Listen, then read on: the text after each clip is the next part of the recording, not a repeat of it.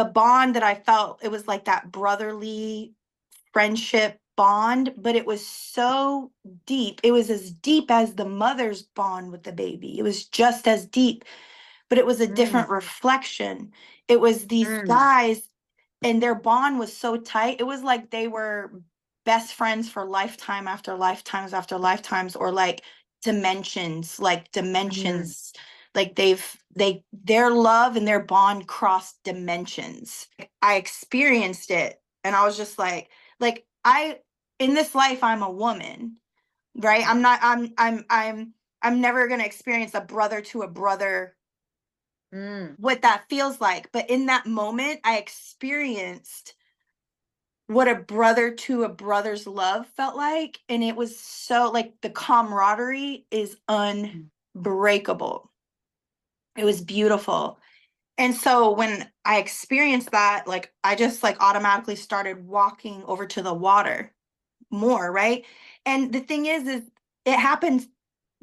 I know it took me a little bit to explain what I saw, but it happened pretty quick in the mm, in the space I was in.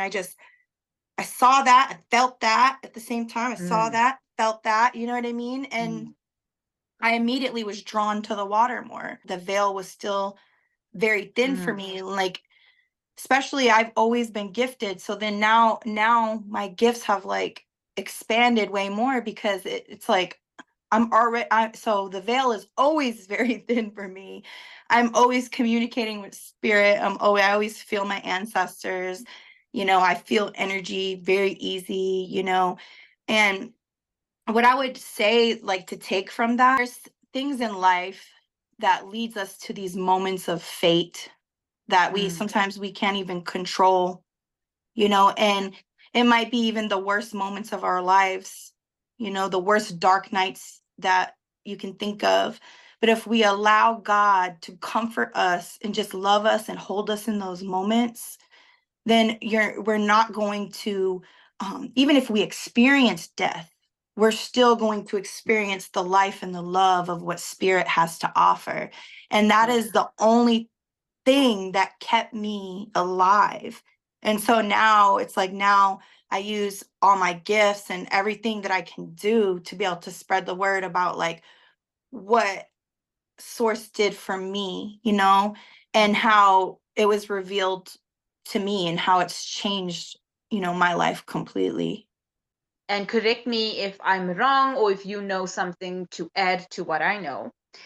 I understand that our consciousness here in this physical, it's a very tiny portion of who we actually are. So there is a version of us in spirit that is bigger, fuller, right? Bigger, more. We are there as we are here. Maybe interacting with her spirit version, her higher self, whatever you call it. I don't Mhm. know. But you saw, because it was like, oh, my physical mom is with me and she's praying for me. Obviously, you didn't know that at the time. In spirit, she was there too, in that Mhm. form. So maybe it was something like that. I don't know. That's really cool, actually, to think of. That is really cool. It did feel like I thought it was her. So Mm, it could have been her higher self, as you want to mm, call it. It sure could have been. But it definitely, when she said it wasn't her, immediately what came to me was angel of comfort and warmth. recently learned that there's an angel for everything. There's an angel for sustenance. We know the basic ones, right? The angel of protection, the angel of Mhm. health and healing, and all of that. But I literally learned not a couple weeks ago that there's an angel for everything. So when you say the angel of comfort, then I believe there is one. Right. Which I believe like the Holy Spirit is the angel of comfort. So that's why I felt like it was the Holy Spirit, but it was specific of comfort and warmth. And Mm, so it was even more, and I know like Archangel Raphael, right? The angel of healing. It could have been yeah. a branch of one of those angels, Yeah. that Yeah, and that and the came warmth. or The warmth is specific because that's what you need physically. At that time, that's what they were trying to do. yes, So, about it in the book. I said the angel of comfort and warmth because And that's it feels good, doesn't it? Like when you said the angel of comfort and warmth, I also felt comfy and warm, and it feels comfortable. It feels nurturing. It feels protective. And like you said, they're not going to leave you until you feel better. It's like you can relax. I've got you until you feel better, you know? yes.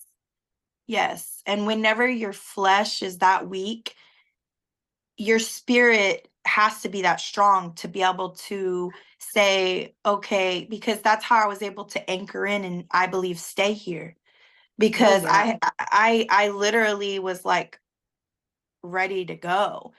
And so Yeah. it was like it anchored my spirit, um having that angel there. It was like a divine nurse. And how fascinating that you got to experience different manifestations of love. Like, isn't that cool? It blows my mind because it's Yeah. taken me, I've had to tell this story many times for spirit to say, hello, do you not see what I was showing you? Because Yeah. I I I had to integrate everything that I had felt and absorbed, all the downloads that I had got through the NDE. It was so much because I was like, okay, God, why'd you show me a mom and a baby? Why'd you show me the brothers? And then Source had to teach me and show me, although I didn't show you Jesus Christ, although I didn't show you maybe your grandmother, right? Because I'm thinking I'm gonna die. I might see my grandma, I'm gonna see Jesus. I saw people that I didn't even know, but what it Yeah. was their love is an animation and a depiction of God in form. And Yeah. so I literally was experiencing the motherly bond with a child, which I forgot what that's called. And then I know the one with the brothers is phileo love. These Ooh. different types of love, right? Eros is between a husband and a wife, right? Hmm. So you have the romantic love, the mother, the mother and the children, the parents and the children bond, the bonds with the brothers and the sisters. These are all different forms of love that we cultivate within each other, Mm. but it comes from source, it comes from God, it comes from divine most high. So Mm. when I had passed and I'm looking at this, I got to experience what that felt like. Mm. And it was absolutely beautiful because then I realized, oh, so it's about what we cultivate. It's about the connection that we cultivate with each other. Mm. That's what lasts in the other realm. In the spirit realm, it's energy and love, truth. These things are true currency. Yeah. So it was just like that's what I got to experience. But see, for some people, they've had like, NDEs that were like scary and things like that. Like a lot of crazy stuff happened. And I feel like it's still a call of love. Like Source is saying, wake up. Whether Yeah. it was like me, I always have been a very loving being, you know? So I got to experience these forms of love. When you die, you're going to die basically the way you live. If you're Yeah. afraid of that, it's like what has the currency, what have you been giving, what have you been cultivating, you Mm. know Yeah. so but it was definitely a crazy experience because I've grown so much from it, but then like I still have to heal a lot, not just from that experience but just from how everything ties together, from Mm. childhood trauma to spiritual awakening to near Hmm. death experience back to wholeness. Yeah. It's Hey Soul Fam, thanks for tuning in and watching. To watch the full interview with me and the Near Death Institute, please go to my YouTube channel at Lighthouse Delphi. And if you're interested in purchasing my book, it is on Amazon, links in bio.